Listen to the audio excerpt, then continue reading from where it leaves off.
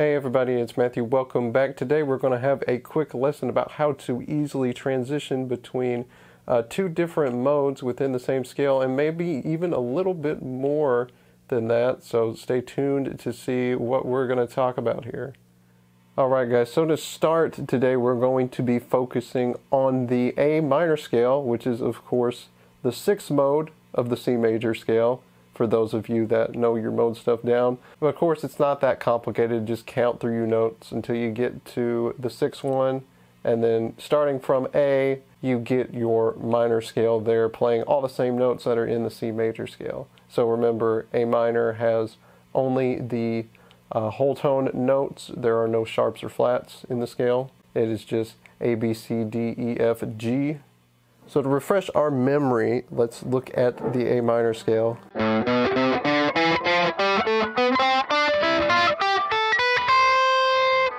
And that is our standard first shape of that scale. So that's pretty simple. And of course, pentatonic.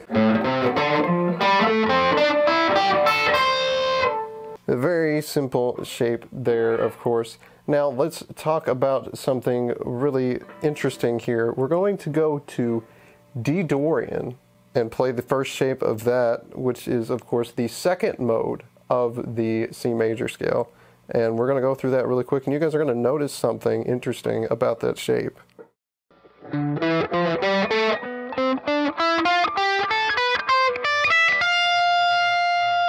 So you guys might have noticed that's pretty similar to the A minor scale. And of course, remember, it's only the whole notes again, so no sharps or flats, same as the C major scale for D Dorian. And as you can see, our little outlier note is this guy here.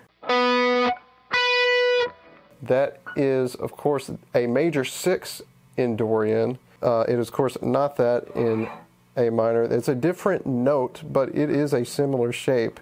To be precise, though, that note is a B, which is also the 2 of the A minor. Very interesting to keep that in mind. But what is cool about the relationship between A minor and D Dorian, and of course any minor or Dorian mode, is that if you play them pentatonically, the shape is identical, because normally we are omitting that sixth note, and we also omit the second note in any pentatonic scale. So since we're omitting that same note in both of these modes, we can play the minor pentatonic shape on both of them identically if we want to, and it won't sound weird.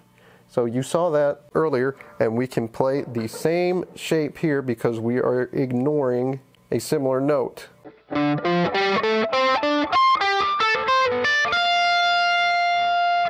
So that would be if you do that pentatonically there. And then we can, of course, play around with that some if we want to.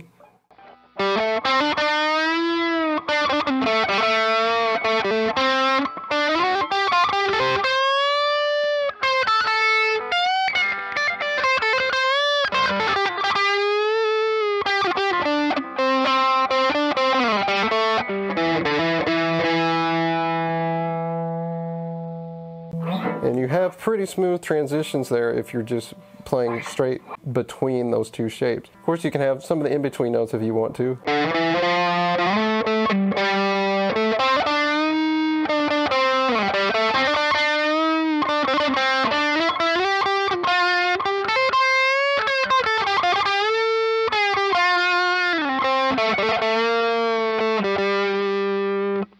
And it's important to note, since you're dealing with the same notes, and yes, some of the relationships between them when you're transitioning to the modes could be a little wonky, but unusual, but you're still playing the same notes in both of those. So it literally does not matter where you go between them, because they're all going to be in key with each other as long as you're playing in that same shape. Going to a different shape, it's the same relationship between those, even between all the different shapes in both scales, if you're not just playing this first shape that we're talking about.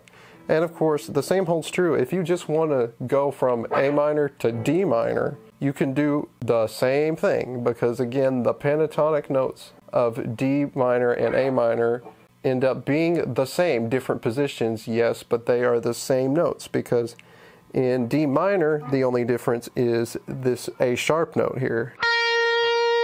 which of course would be the minor 6 in that key. And of course our Dorian 6 is the major one, which is the B note.